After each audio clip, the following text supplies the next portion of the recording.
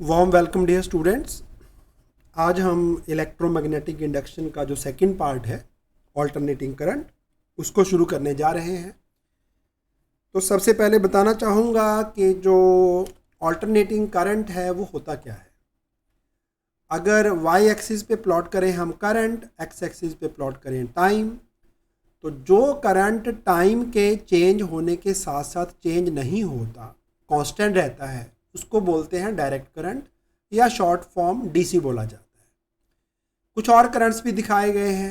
ये ऐसा करंट है जो हमेशा रहता तो पॉजिटिव है, लेकिन एक सिमेट्रिकल वे में ना कम ज़्यादा होता रहा। ऐसे करंट को बोलते हैं पल्सेटिंग करंट। ये एक नीचे ग्रे कलर में जिसका कोई हिसाब किताब नहीं है, कभी पॉजिटिव हो गया कभी नेगेटिव हो गया, कोई सिमेट्री नहीं है चेंज में, ऐसे करंट को हम बोलेंगे रैंडम करंट। ऑल्टरनेटिंग करंट क्योंकि एक एसी जनरेटर से आना है, तो जनरेटर में आपको याद होगा हमने जो ईएमएफ निकाला था उसमें induced EMF that was E not sine omega T.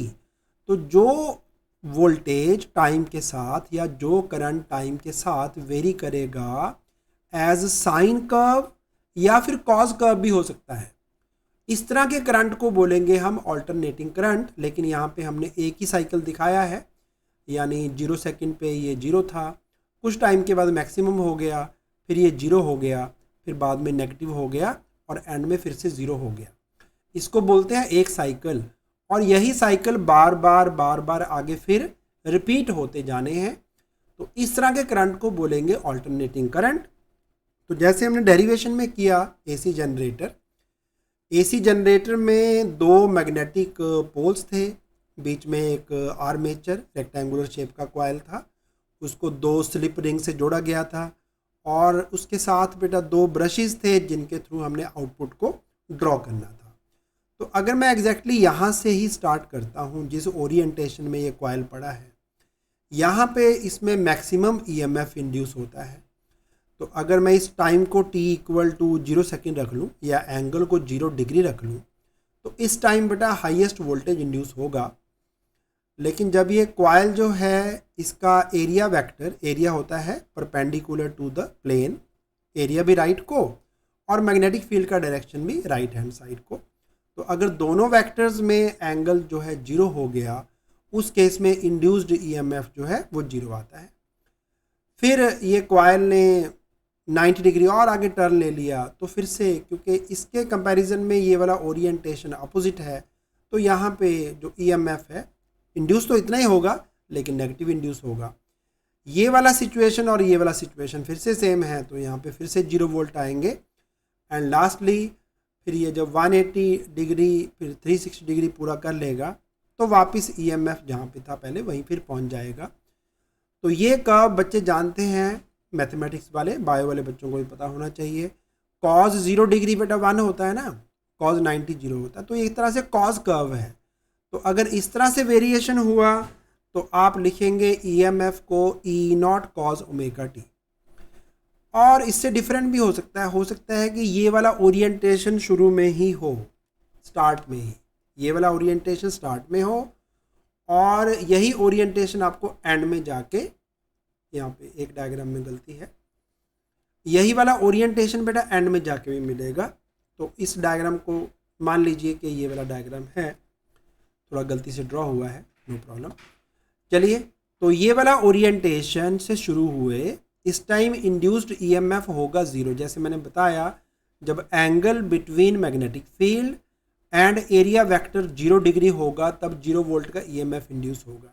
तो इस केस में यहाँ पे आपको 0 मिलेगा, फिर आपको हाईएस्ट वोल्टेज मिलेगा यहाँ पे, यहाँ फिर ये वाला ओरिएंटेशन सेम हो गया, फिर से 0 वोल्ट, और ये ओरिएंटेशन और ये ओरिएंटेशन 180 डिग्री का डिफरेंस है, तो यहाँ पे नेगेटिव में आ जाएगा। एंड लास्टली यही वाला ओरिएंटेशन फिर से एंड में आ जाएगा। ये डायग्राम सही नहीं है, बता रहा हूँ। तो यहाँ फिर से आपको 0 वोल्ट मिलेंगे। तो ये जो कर्व है इसको बोलते हैं बेटा साइन कर्व। तो अगर ये वाले डायग्राम्स आप यूज़ करते हैं नीचे वाले कि 0 डिग्री पे angle between area vector and magnetic field vector, magnetic field तो नॉर्थ टू साउथ होता ही होता है, एरिया आपको बताया है कि उस प्लेन को वो राइट एंगल पे होता है। तो अगर स्टार्टिंग का ओरिएंटेशन 0 डिग्री वाला था तो फिर आपको ईएमएफ को साइन से रिप्रेजेंट करना है, E equal to E not sine omega T. बाकी जो इसका डिटेल डिस्कशन है वो बेटा उसके लिए जो जनरेटर वाला वीडियो है वो देखना है आपको। चलिए, तो अब पॉइंट ये है कि हम ऑल्टरनेटिंग वोल्टेज को या तो E not cos omega T लिखेंगे या फिर ई नॉट साइन ओमेगा टी लिखेंगे, दोनों में से एक होगा, ये कन्फर्म है। तो अब ये वोल्टेज की प्रॉब्लम ये है कि ये कभी 0 थी, कभी 5 वोल्ट थी, कभी 6 वोल्ट थी, कभी 10 हो गई। तो जो चीज़ चेंज होती जा रही है, करंट अगर चेंज होता जा रहा है, करंट भी ऐसे चेंज होगा, तो उसको हम कितने एम्पियर लिखें। हम लिखते हैं ना कि घर में हमारे यहाँ 220 वोल्ट आ रहे हैं, तो वो 220 ये वाले हैं, ये वाले हैं, ये वाले हैं, या कौन से वाले हैं, क्योंकि वो तो चेंज होते जा रहे हैं बेटा। घर में जो प्लग में सप्लाई आती है वो वेरिएबल वोल्टेज है, वो टाइम के साथ ऐसी चेंज होती है बेटा वो भी। तो उसको 220 वोल्ट हमने कैसे लिखा कि ये 220 वोल्ट है, तो उसके लिए क्या पैरामीटर है, कैसे पता चलता है कि कितने वोल्ट लिखें। तो उसके लिए करेंगे आज हम 2 डेफिनेशंस, लेकिन जो मेडिकल के बच्चे हैं तो मुझे उनका भी थोड़ा ख्याल रखना पड़ता है। नॉन मेडिकल वाले बच्चों ने तो बाय दिस टाइम जुलाई मंथ आ गया है, तो उन्होंने थोड़ा सा डिफरेंशिएशन इंटीग्रेशन मैथ्स पे कर लिया होगा। तो मुझे एटलीस्ट वो इंटीग्रेशन और डिफरेंशिएशन बताने हैं, क्योंकि साइन और कॉज मैंने यूज़ करने हैं और इनका डेरिवेटिव और इंटीग्रेशन दोनों यूज़ होने हैं। तो बायो वाले बच्चों का भी थोड़ा हेल्प करना पड़ेगा और मैथ्स वाले बच्चे जो हैं उनका रिवाइज हो जाएगा। अगर तो बेटा साइन एक्स को करना हो डिफरेंशिएट, फिर तो बहुत सिंपल है, कॉज एक्स आ जाता है। जितने ट्रिग्नोमेट्रिक फंक्शन सी से शुरू होते हैं उनका डेरिवेटिव नेगेटिव आता है बेटा, जो सी से शुरू होते हैं उनका डेरिवेटिव नेगेटिव। तो साइन का डेरिवेटिव होता है कॉज और कॉज का डेरिवेटिव होता है माइनस साइन। टेंजेंट फिजिक्स में रिक्वायर्ड नहीं होता, cot theta, secant theta, cosecant theta ये नहीं चाहिए होंगे, हमें साइन कॉज चाहिए होता है। तो साइन का डेरिवेटिव कॉज एक्स, कॉज का डेरिवेटिव माइनस साइन एक्स। लेकिन कभी कभी ना, जैसे यहाँ पे ओमेगा टी आ गया, अगर तो लिखा हो sine T, D by D T of sine T, तो कॉस टी आ जाएगा, काम खत्म। लेकिन यहाँ पे टी थोड़ी, यहाँ पे ओमेगा टी है, तो कई बार एक्स के साथ टी के साथ ना कुछ मल्टीप्लाइड होता है, साथ में कुछ कांस्टेंट भी लगा होता है। ऐसे केस में बेटा सिर्फ एक काम एडिशनल हो जाएगा, पहले साइन का कॉस बनेगा, वो तो पक्का ही है। अब आपने इसका डेरिवेटिव यहाँ पे इंटू करना होता है। तो ए एक्स का डेरिवेटिव ए है, कांस्टेंट बाहर आ जाएगा, एक्स का डेरिवेटिव रिलेटिव टू एक्स होता है 1, तो ए इंटू 1 प्लस कांस्टेंट बी का 0, तो ए इंटू 1 प्लस 0, ए आ जाएगा ना, ए इंटू 1 प्लस 0 इस ए। तो इसको ए से बस और मल्टीप्लाई करना है, तो ज़्यादा मत सोचो। क्या ध्यान रखना है, sign A X plus B होना, cause A X plus B आएगा, इंटू इंटू जो एक्स के साथ मल्टीप्लाइड है ना वो और मल्टीप्लाई करना है यहाँ पे ए। जैसे साइन ओमेगा टी करेंगे डिफरेंशिएट, तो कॉज ओमेगा टी आना ही आना है। फिर टी के साथ जो लगा हुआ था ना वो इंटू ओमेगा और कर देना, बस इतना ध्यान रख लो। तो उसी तरह अगर cause A X plus B होगा, कॉज का होता है बेटा माइनस साइन, तो minus sign A X plus B into ए और कर दीजिए, इतना ही तो काम है बस। चलिए, साइन का प्लस कॉज एक्स, कॉज का minus sine X, but sine of A X plus B या cos A X plus B होगा तो इंटू इंटू ए और करना है। होप याद रहेगा। चलिए, इंटीग्रेशन बेटा, इंटीग्रेशन डिफरेंशिएशन से उल्टी होती है। अगर कॉज एक्स को डिफरेंशिएट करके माइनस साइन एक्स आया तो साइन एक्स का इंटीग्रल माइनस इधर ले जाओ, वो माइनस कॉज एक्स आएगा। इसी तरह से कॉज एक्स का इंटीग्रल, साइन को डिफरेंशिएट किया तो कॉज आता है, कॉज को इंटीग्रेट करेंगे तो प्लस साइन आ जाएगा। और सेम पंगा यहाँ भी है, अगर मुझे sine of A X plus B को करना है इंटीग्रेट, तो ये माइनस इधर जाएगा और ये ए बी इधर जाएगा नीचे, तो मुझे लिखना है sign A X plus B का integral minus cos A X plus B, लेकिन ये जो ए लगा हुआ था मल्टीप्लाई वो इधर डिवाइड कर दीजिए, divide by A. And similarly cos A X plus B, cos A X plus B का इंटीग्रल आएगा plus sine A X plus B divide by A. चलिए, फॉर्मूले साथ में नोट कर लेना एक बार, और 2 रिलेशन और यूज़ करने पड़ते हैं हमें।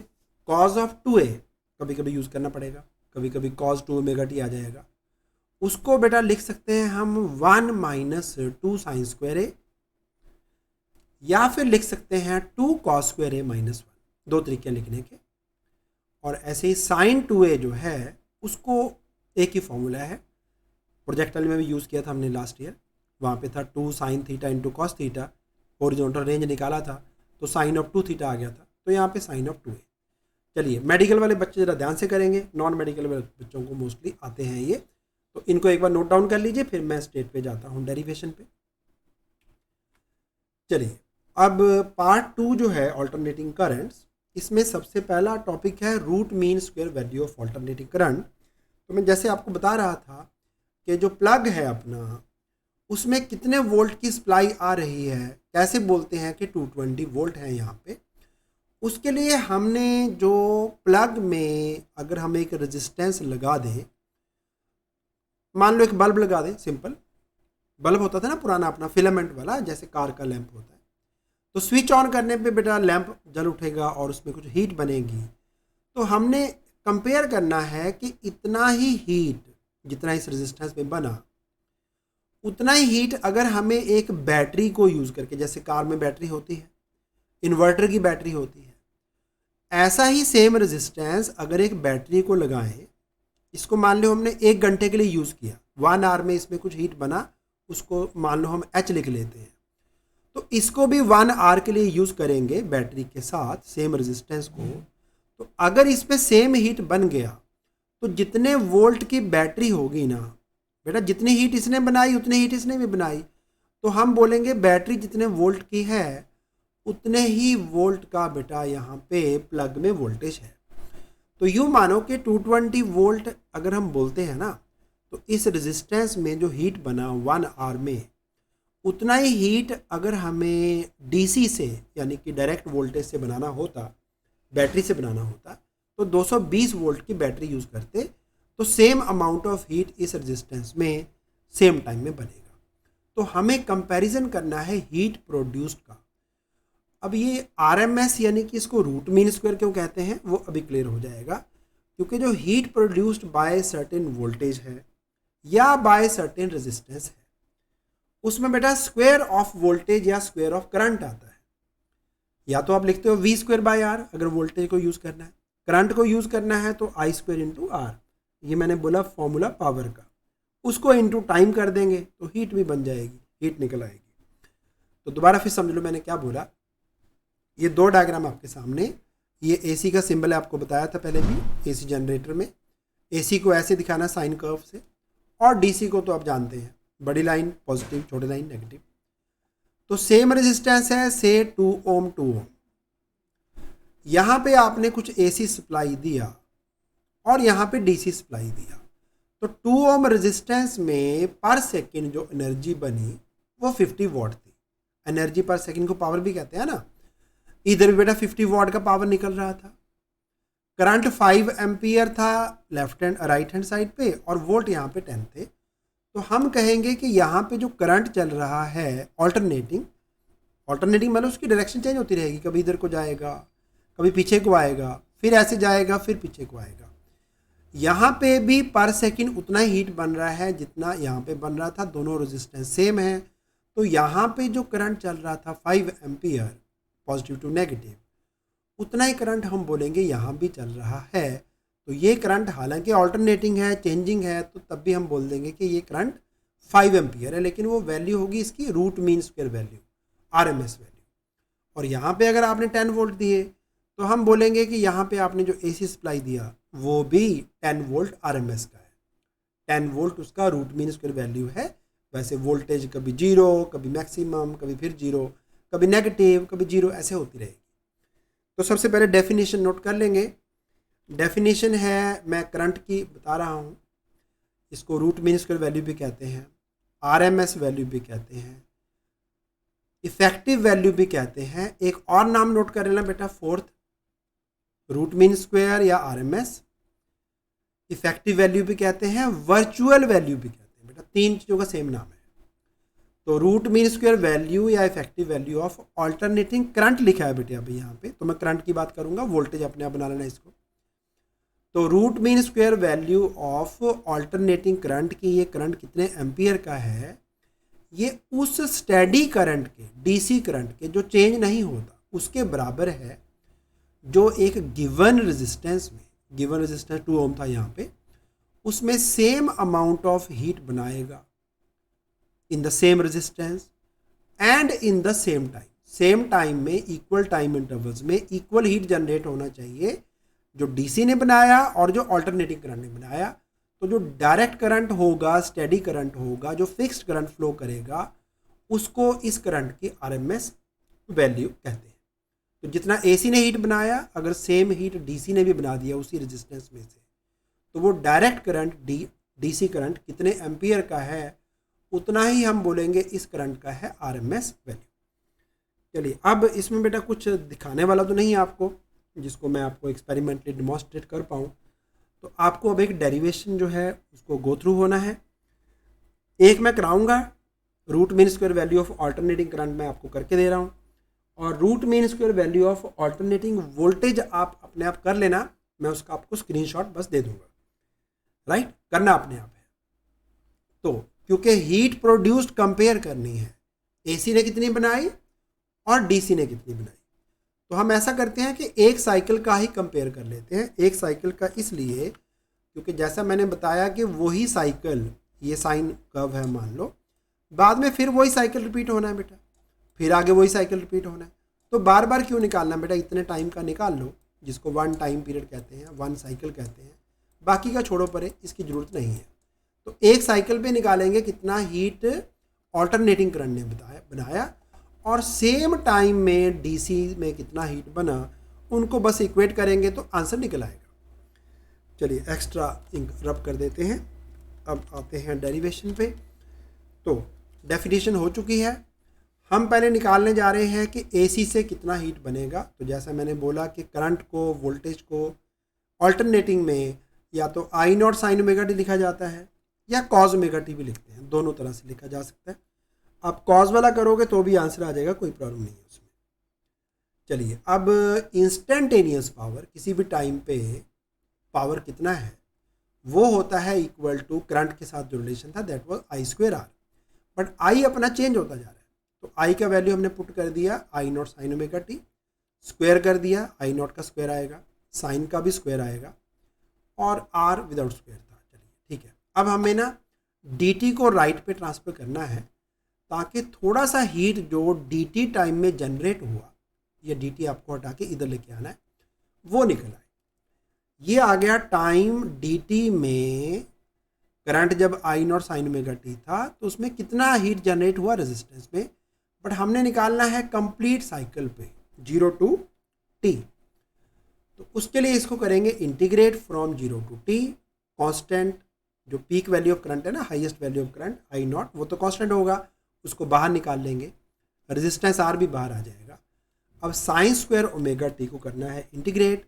अभी अभी जो फॉर्मूले आपने नोट डाउन किए उसमें देखिए साइन स्क्वायर ओमेगा टी को, लास्ट के जो 2 इक्वेशन थे ना उसमें से देखिए साइन स्क्वायर ओमेगा टी को, इसको बेटा लेफ्ट पे ले जाओ, कॉस 2 ओमेगा टी को राइट पे लेके आओ। देखो 2 साइन स्क्वायर ओमेगा टी को लेफ्ट पे ले गए, कॉस 2 ओमेगा टी को राइट पे ले आए, और यहाँ पे जो 2 लगा हुआ था उससे कर दिया डिवाइड।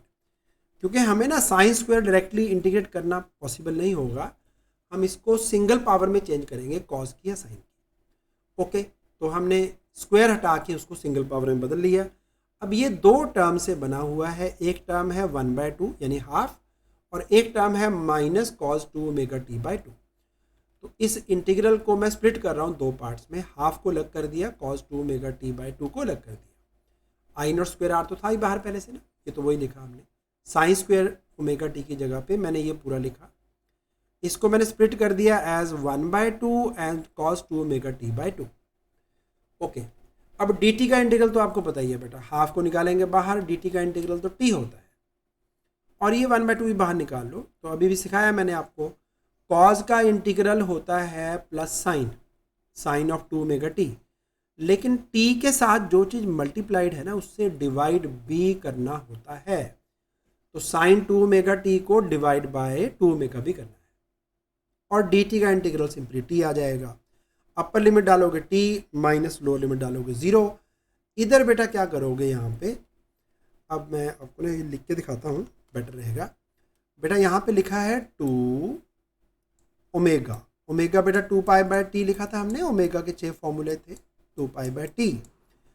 और टी का वैल्यू हमें पुट करना है पहली बार कैपिटल टी, अपर लिमिट। बेटा टी से टी कैंसिल, टी से टी कैंसिल, तो ये बन गया 4 पाई। 4 पाई एंगल जो है वो 0 डिग्री ही होता है। कैसे? एक चक्कर पूरा किया 2 पाई, एक और चक्कर पूरा किया बेटा हो गया 4 पाई। तो 4 पाई 2 पाई 0 ये सारे एक ही बात है। तो बेसिकली आपको साइन 0 लिखना है। 0 हुआ 2 पाई हुआ 4 पाई हुआ सेम है तो बेटा, तो sine of 4 pi is sine of 0। जब लोअर लिमिट डालोगे यहाँ पे टी की जगह 0 पुट करोगे तो आपको साइन 0 लिखना है। तो साइन 0 भी 0 होता है और साइन ऑफ 4 पाई भी 0 ही होता है। चलिए, तो ये पूरा का पूरा टर्म तो नहीं आएगा, तो बचा क्या अपने पास? फिर बचा I not square R T by 2। ये आ गया हीट जो एसी ने बनाई। पहले हमने क्या किया, करंट का जो वैल्यू था उसका स्क्वायर करके इंटू आर कर दिया। फिर ये पावर था D H by D T, तो हमें निकालना था थोड़ा सा हीट जो टाइम डी टी में बना, डी टी को राइट पे ट्रांसफर कर दिया। इसके बाद 0 से लेके कैपिटल टी तक हमने किया इंटीग्रेट, ताकि heat produced in 1 cycle of AC आ जाए, जिसको 1 साइकिल के टाइम को मेरा टाइम पीरियड कहते हैं, 0 to t। यहाँ तक कर दिया इंटीग्रेट। इंटीग्रेशन में बेटा पहले साइन स्क्वायर को सिंगल पावर में चेंज करना था। कॉज का इंटीग्रल होता है प्लस साइन, और लेकिन टी के साथ कुछ लगा हुआ था उससे डिवाइड भी करना है। बस अब लिमिट्स डाली और आंसर आ गया I not square R into T by 2। DC में ज़्यादा पंगा नहीं है, डीसी ने क्योंकि चेंज नहीं होना तो इसमें इंटीग्रेशन की जरूरत नहीं पड़ेगी। इसका सीधा फॉर्मूला है heat produced by DC equal to जो भी करंट होगा इंटू रेजिस्टेंस, जैसे यहाँ पे करंट का square into resistance into time. यहाँ पे थोड़ा थोड़ा टाइम लेके आपको सारा हीट निकालना पड़ा। यहाँ पे करंट कांस्टेंट है तो सीधा टाइम से मल्टीप्लाई करेंगे, तो ये आ गई heat produced by AC. But इस करंट को हम इस करंट के बराबर तब कहेंगे, इस करंट को और इस करंट को इक्वल तब कहेंगे अगर दोनों ने सेम हीट बनाया। तो ये था हीट प्रोड्यूस्ड बाय एसी, ये आ गया हीट प्रोड्यूस्ड बाय डीसी, दोनों को इक्वेट करेंगे। तो heat produced by DC, heat produced by AC, T से टी कैंसिल, आर से आर भी कैंसिल, तो बचा I R M S square equal to I not square by 2। लेकिन हमें आर एम एस वैल्यू निकालनी है, तो I R M S equal to peak value of current, यहाँ पे जो हाईएस्ट वैल्यू ऑफ करंट लिखी होगी ना उस वैल्यू को बेटा आपने √2 से डिवाइड करना है और आरएमएस वैल्यू आ जाएगी। तो हम कह पाएंगे कि ये करंट कितने एम्पियर का है।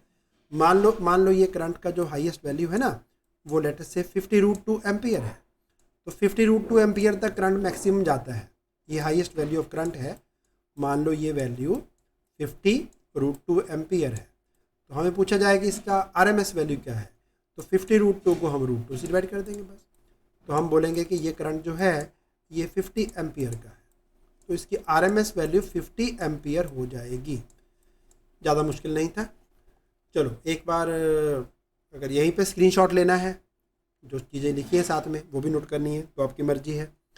अगर ये नहीं नोट करना तो मैं एक्स्ट्रा इंक हटा देता हूँ, तो फिर ज़रा साफ़ सुथरा हो जाएगा। ऐसे नोट कर लो। तो आपके पास दोनों ऑप्शंस हैं, वीडियो को पीछे कर लेना।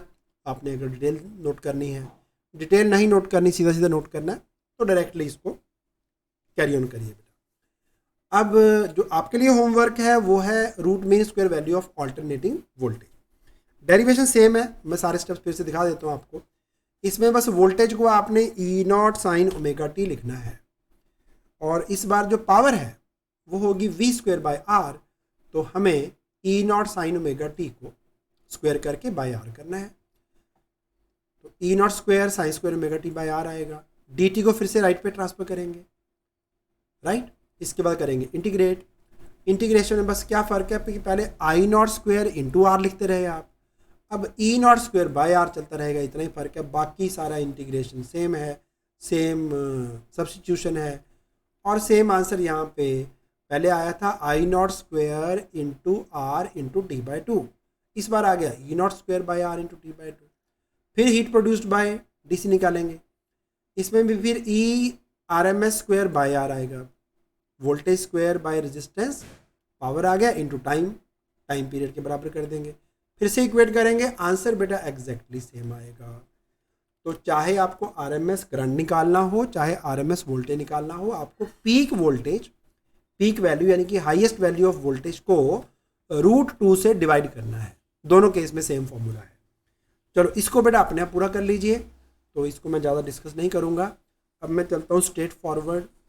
हाँ जी, कुछ बच्चों का क्वेश्चन है कि ये टॉपिक कितने स्टार है, बता देता हूँ बेटा। इसका टॉपिक को आप बेटा लगा लीजिए सिर्फ 2 स्टार, पेपर में आने के चांसेस कम। अच्छा टॉपिक नहीं है, लेकिन अगर ये नहीं समझ आया तो बेटा अगला ट्रीटमेंट नहीं समझ आएगा। 2 स्टार लगाएंगे बेटा, 2 स्टार है। बोर्ड में आता क्वेश्चन बट एक आध नंबर का ही आएगा बेटा, बहुत बड़ा क्वेश्चन नहीं आएगा। ये जो डेरिवेशन मैंने कराई ये करनी तो पड़ती है, अगर डेरिवेशन नहीं कराऊंगा तो आप कहेंगे रिजल्ट कहाँ से आ गया। डेरिवेशन हमें करनी पड़ती है, लेकिन बोर्ड एग्ज़ाम में पिछले बेटा 17 ईयर्स में एक बार भी नहीं आई डेरिवेशन। लेकिन मैं ये गारंटी नहीं देता कि नहीं आएगी, आ सकती है। आपके एग्ज़ाम में आ गई तो आपको आती होनी चाहिए। चलिए तो अब बात करते हैं क्वेश्चंस कैसे आते हैं। 2004 में क्वेश्चन आया कि peak value of EMF in AC source is E not, उसका आरएमएस वैल्यू क्या है?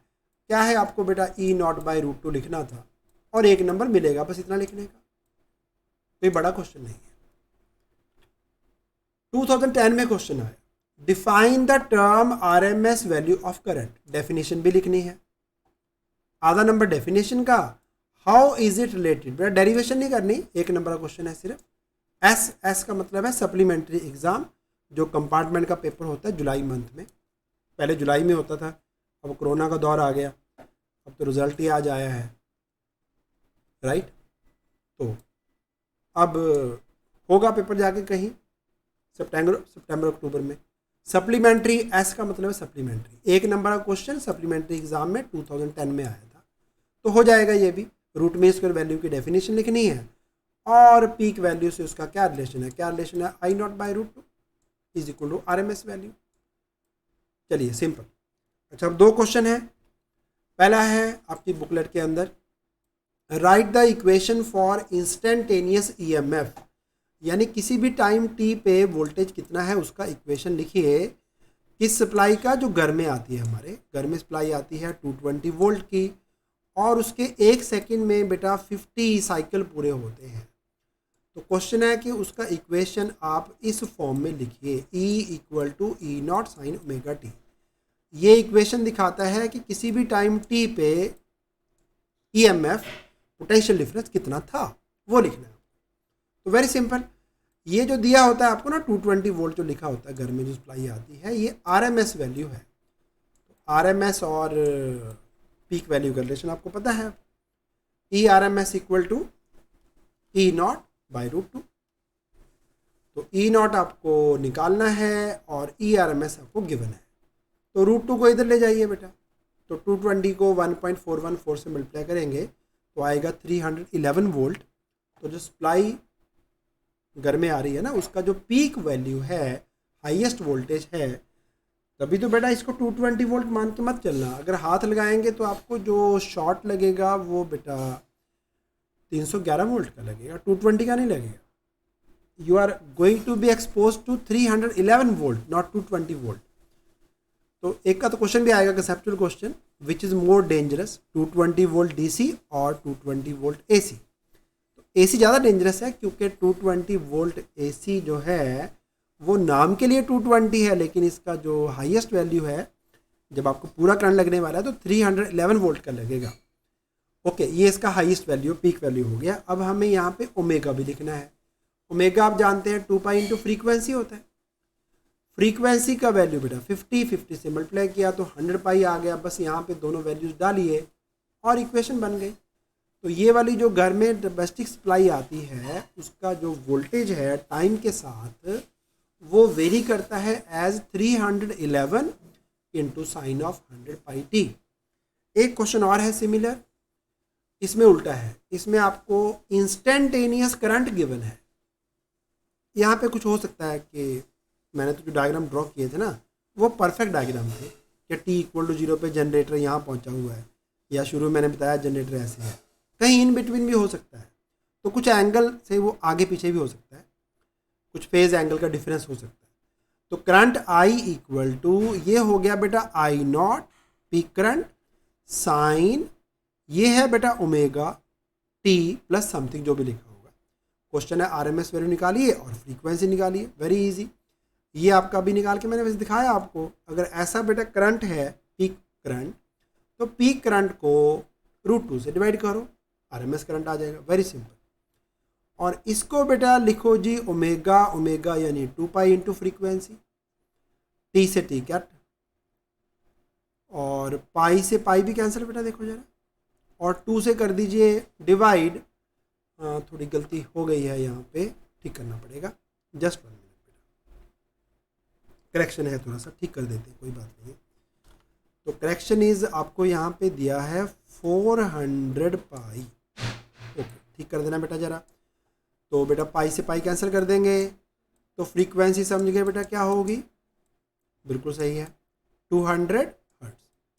आंसर आपके सामने लिखा ही हुआ है, फ्रीक्वेंसी मैच कर गई, करंट मैच कर गया, राइट, वेरी सिंपल। चलिए, तो क्वेश्चन बहुत बड़ा नहीं आएगा, एक क्वेश्चन 1 नंबर का या 2 नंबर का, 3 नंबर का आने के चांस कम है, बट डेरिवेशन आप दोनों फिर भी तैयार रखना, क्वेश्चन आ सकता है बेटा। अभी तक नहीं आया दैट डजंट मीन कि कभी नहीं आएगा। चलिए, इसके बाद बेटा मैं एक लिंक और डाल रहा हूँ, तो आपके सामने लिंक आ गया है, वो सीरीज़ LCR सर्किट। इसके बाद हमें फिर उस पर शिफ्ट होना है, तो let us shift to the new video that is series LCR circuit. उसमें हम इंडिपेंडेंटली रेजिस्टेंस को, इंडक्टर आपको पता लग गया, इंडक्टर को, और हम एक कैपेसिटर को बेटा AC में पहले अलग अलग लगाएंगे, फिर इनको सीरीज़ में लगाएंगे। बहुत इंपॉर्टेंट टॉपिक है, उसको बेटा 5 स्टार देता हूँ। आइए नेक्स्ट टॉपिक शुरू करते हैं।